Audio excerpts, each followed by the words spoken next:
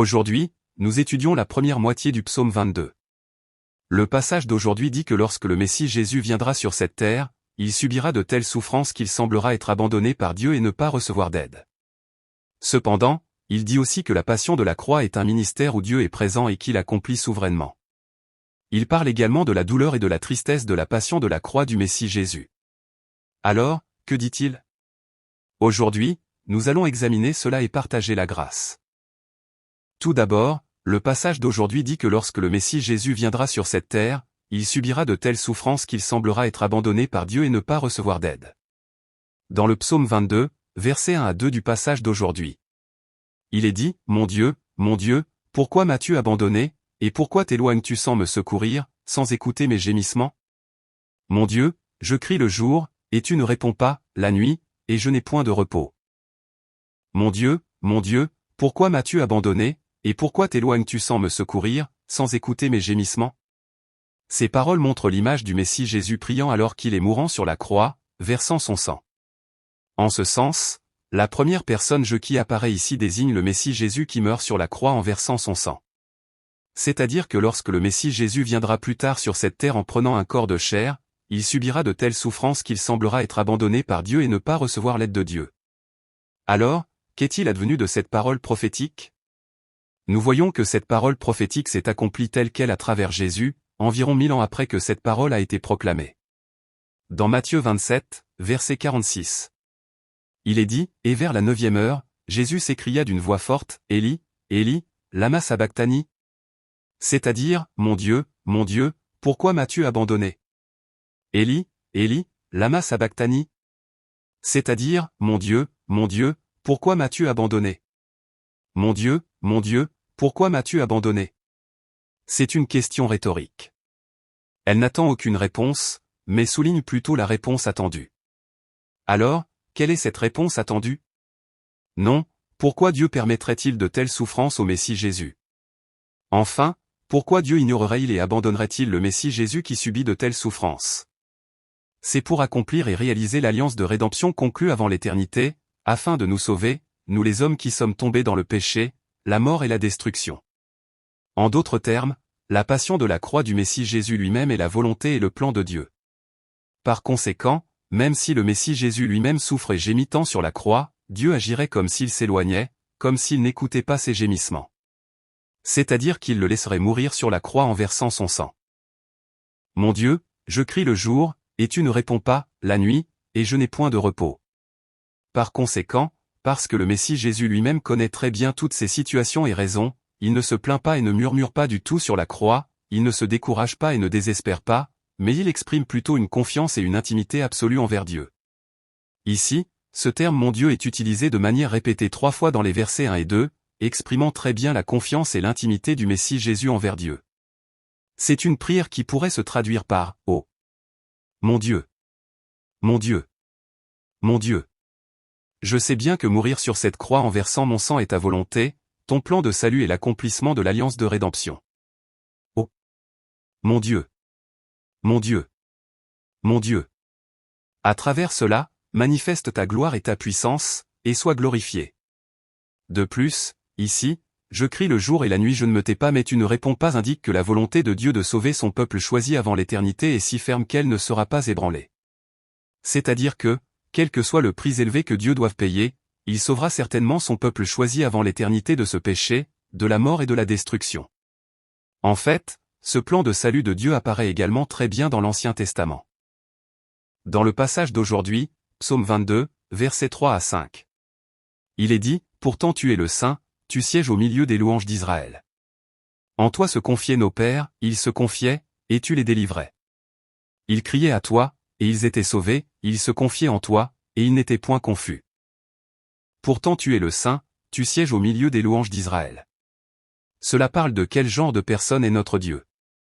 C'est-à-dire que Dieu est un être saint. Pour le dire autrement, Dieu ne peut pas être avec le péché, il déteste le péché, il se met en colère et va jusqu'à le juger. Cependant, nous les humains sommes tombés dans un tel péché que, loin d'être avec Dieu, nous sommes devenus des êtres incapables de nous approcher de Dieu ou même de nous tenir devant lui. C'est pourquoi Dieu a planifié de sauver de tels humains. En fait, en sauvant ces humains, Dieu a prévu de demeurer parmi eux et de recevoir des louanges. Par exemple, il est apparu autrefois à Jacob et a promis que tous ceux qui appartiendraient à Jacob seraient appelés Israël, et il a prévu de demeurer parmi eux et d'être loué. C'est pourquoi Dieu a travaillé avec ardeur pour accomplir cela.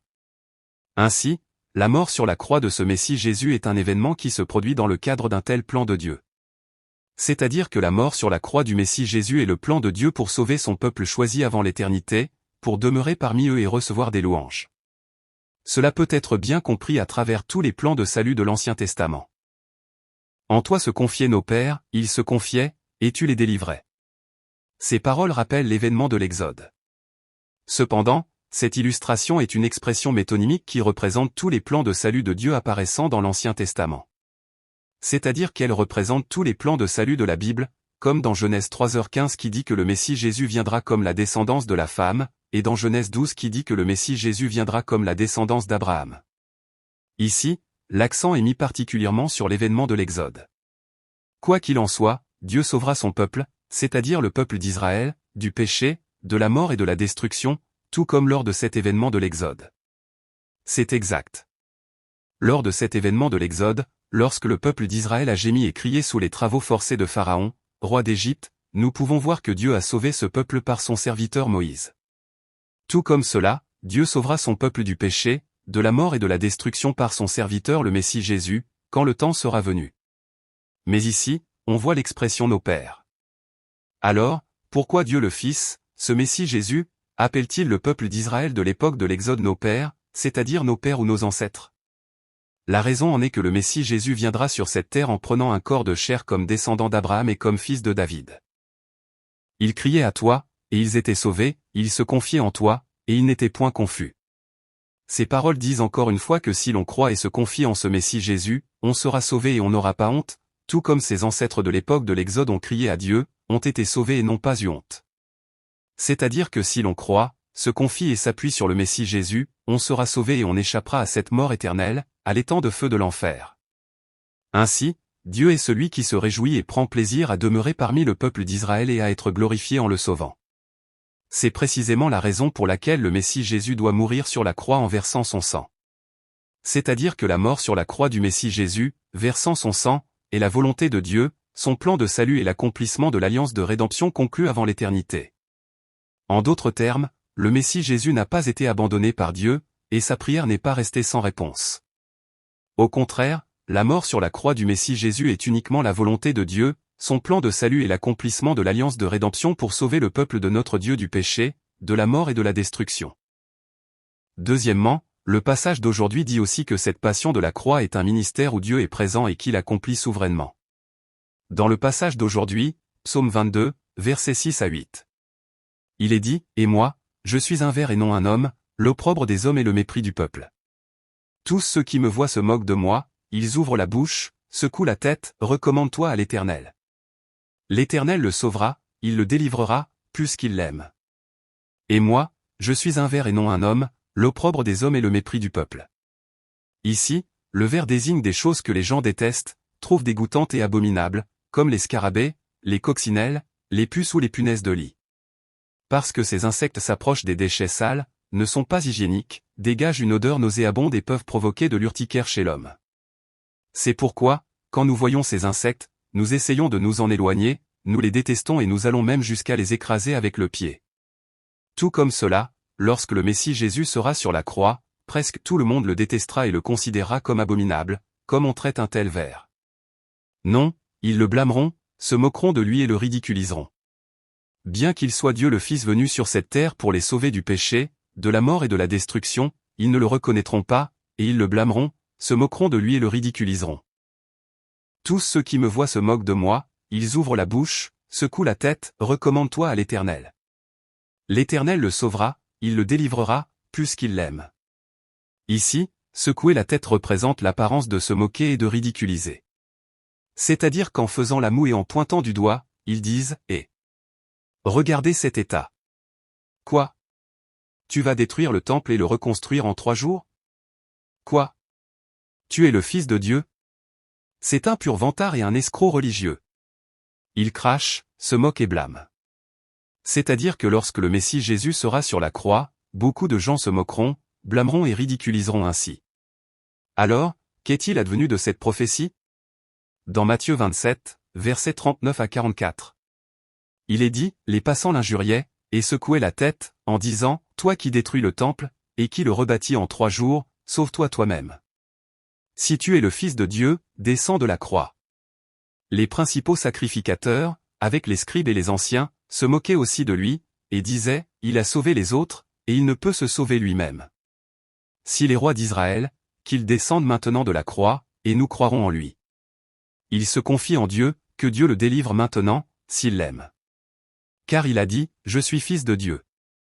Les brigands, crucifiés avec lui, l'insultaient de la même manière.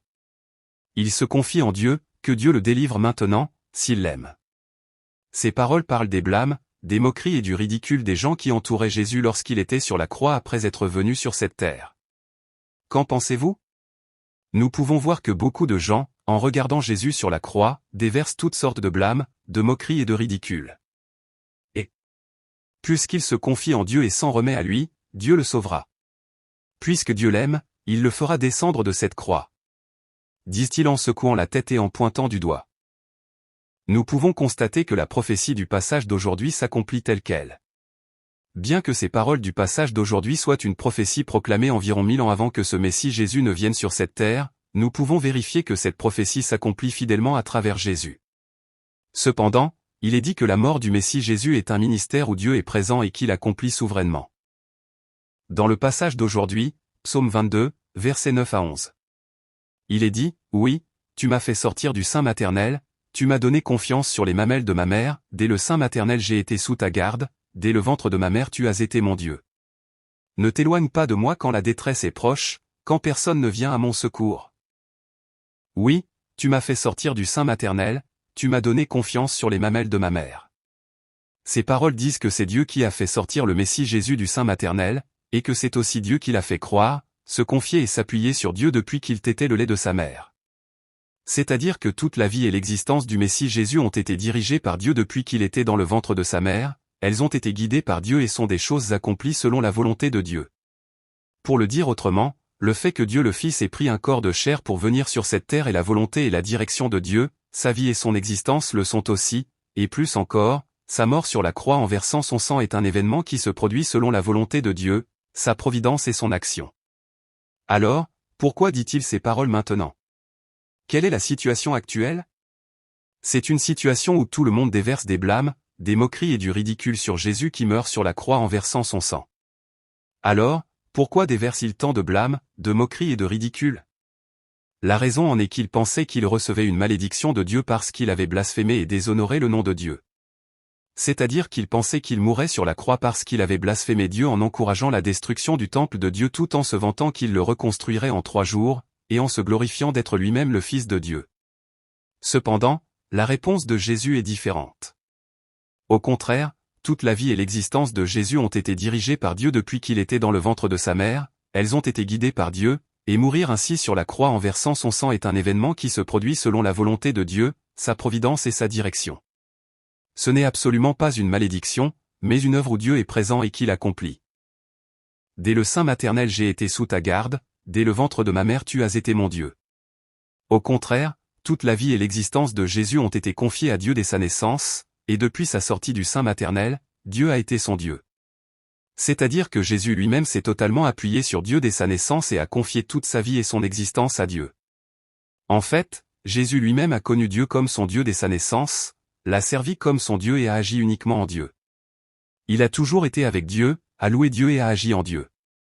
Il n'a jamais quitté Dieu ou agi en dehors de Dieu. En d'autres termes, il n'a jamais déshonoré Dieu, utilisé le nom de Dieu en vain ou blasphémé sa divinité. En fait, il n'a jamais commis aucun péché. Par conséquent, sa mort sur la croix n'est pas une malédiction de Dieu, mais un événement qui s'accomplit selon la volonté de Dieu. Ne t'éloigne pas de moi quand la détresse est proche, quand personne ne vient à mon secours. Par conséquent, Dieu ne s'éloignera certainement pas de moi et m'aidera dans cette détresse. Ici, ne t'éloigne pas de moi est traduit dans la Bible que nous lisons comme s'il s'agissait d'un impératif, mais en réalité, il est à l'indicatif et à l'inaccompli, il serait donc plus juste de dire tu ne t'éloigneras pas. De plus, ici, cette détresse désigne la mort sur la croix. C'est-à-dire que Dieu se tiendra certainement proche du Messie Jésus lui-même et l'aidera à revivre de cette mort. En d'autres termes, même s'il n'y a personne pour l'aider et que tout le monde blâme, se moque et ridiculise Jésus lui-même, Dieu sera certainement avec Jésus lui-même et l'aidera à revivre de cette mort. Enfin, le passage d'aujourd'hui parle de la douleur et de la tristesse de la passion de la croix du Messie Jésus. Dans le passage d'aujourd'hui, Psaume 22, versets 12 à 18. Il est dit, « De nombreux taureaux m'environnent, des taureaux de Basan m'entourent. Ils ouvrent contre moi leur gueule, semblables au lion qui déchire et rugit. Je m'écoule comme de l'eau, et tous mes os se séparent, mon cœur est comme de la cire, ils se fond dans mes entrailles. Ma force se dessèche comme l'argile, et ma langue s'attache à mon palais, tu me déposes dans la poussière de la mort. Car des chiens m'environnent, une bande de scélérats rôde autour de moi, ils ont percé mes mains et mes pieds. Je pourrais compter tous mes os. Eux, ils observent, ils me regardent, ils se partagent mes vêtements, ils tirent au sort ma tunique. De nombreux taureaux m'environnent, des taureaux de Basan m'entourent. Ils ouvrent contre moi leur gueule, semblables au lion qui déchire et rugit. Ici, ces taureaux puissants et lions désignent les forces de Satan qui s'opposent et menacent le Messie Jésus pour le crucifier et le tuer. C'est-à-dire que les forces de Satan qui s'opposent et menacent le Messie Jésus pour le crucifier, ainsi que ceux qui se moquent, blâment et ridiculisent le Messie Jésus, sont tous comme des bêtes. En fait, quand ce moment viendra, ces êtres semblables à des bêtes entoureront le Messie Jésus, ouvriront leur gueule pour le déchirer et rugiront comme des lions. Vraiment, le Messie Jésus est venu sur cette terre en prenant un corps de chair pour les sauver du péché, de la mort et de la destruction, mais ils ne le reconnaîtront pas et agiront comme des bêtes. Je m'écoule comme de l'eau, et tous mes os se séparent, mon cœur est comme de la cire, ils se fond dans mes entrailles. Cela parle de l'impuissance du Messie Jésus suspendu sur la croix. Lorsque l'eau contenue dans ce verre se répand sur le sol, on peut voir que cette eau perd sa forme, se disperse et devient impuissante. Le corps du Messie Jésus sera exactement comme cela. De plus, si tous les os à l'intérieur de notre corps quittent leur position et se séparent, notre corps perdra aussi sa forme et deviendra mou comme une pieuvre ou un calmar. Le corps du Messie Jésus sera exactement comme cela. De plus, ici, ce mon cœur peut aussi signifier les organes internes à l'intérieur du corps, et si les organes internes à l'intérieur du corps fondent comme de la cire, ils ne pourront plus jouer aucun rôle et deviendront impuissants. Le Messie Jésus deviendra impuissant en étant ainsi crucifié. N'est-ce pas vrai? Il sera dans un état où il ne pourra rien faire sur cette croix, comme un animal empaillé dans un laboratoire. Ma force se dessèche comme l'argile, et ma langue s'attache à mon palais, tu me déposes dans la poussière de la mort. Cela prophétise la soif du Messie Jésus qui, suspendu sur cette croix, voit toute sa force quitter son corps et se dessécher sous le soleil brûlant comme de l'argile, ou sa langue s'attacher à sa mâchoire. C'est-à-dire qu'il mourra ainsi. Alors, qu'est-il advenu de cette prophétie? Dans Jean 19, versets 28 à 30. Il est dit, après cela, Jésus, qui savait que tout était déjà consommé, dit, afin que l'écriture fût accomplie, j'ai soif.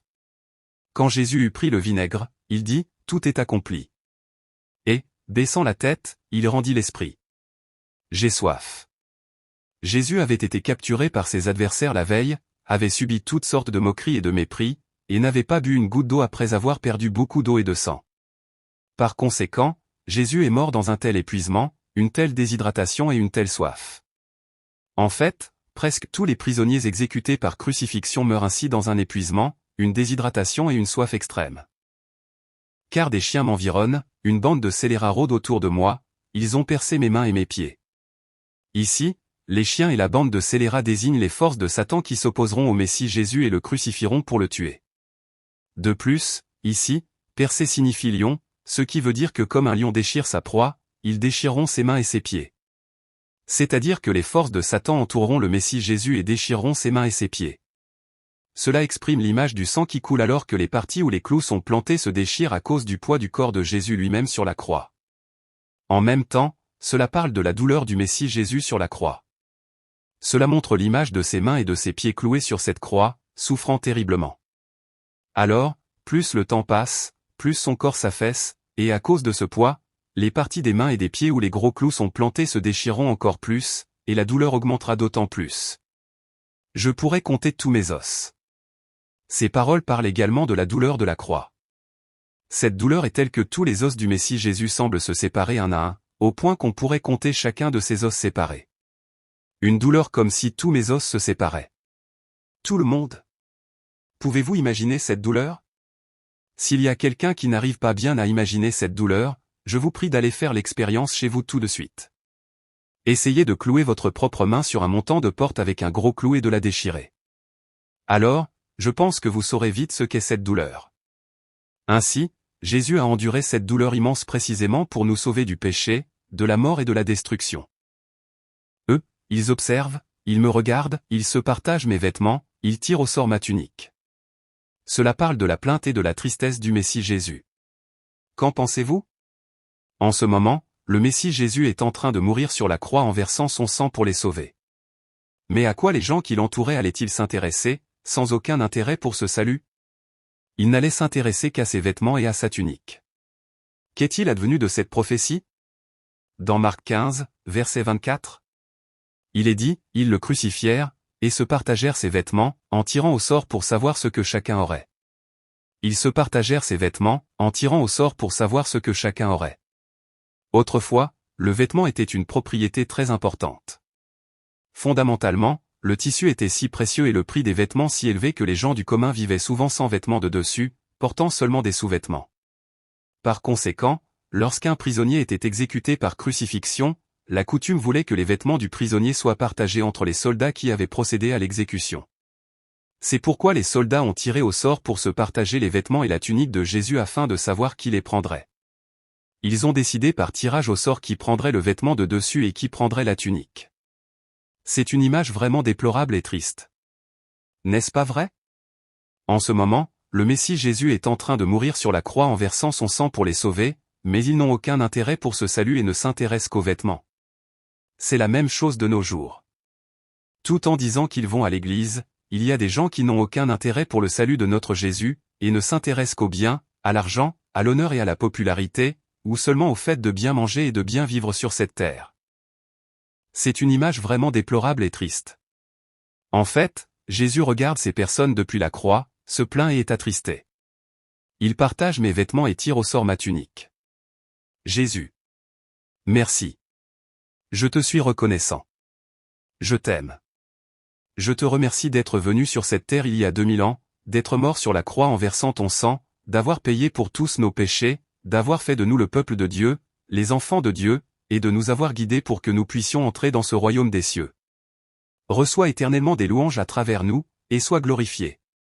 Accorde-nous la bénédiction de devenir ceux qui entrent dans ce royaume des cieux en croyant au mérite du sang de Jésus-Christ.